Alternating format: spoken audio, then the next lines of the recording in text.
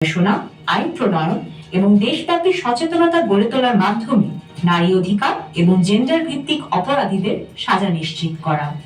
তাদের সাহস অনেকটা বেড়েছে, তাদের দক্ষতা বেড়েছে, তারা এখন অন্যায়কে চিহ্নিত করতে পারছে, প্রতিবাদ করতে পারছে, ম্যানেজমেন্টের সাথে এই ব্যাপারে আলোচনায় যেতে পারছে।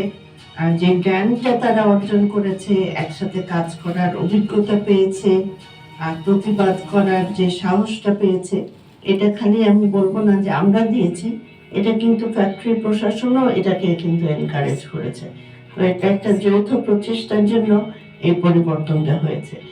সজাগ শুধু একটি প্রকল্পই নয়, এটি নারীদের ভয়হীন জীবনযাপন ও নিরাপদ কাজের পরিবেশ নিশ্চিত করার অঙ্গীকার।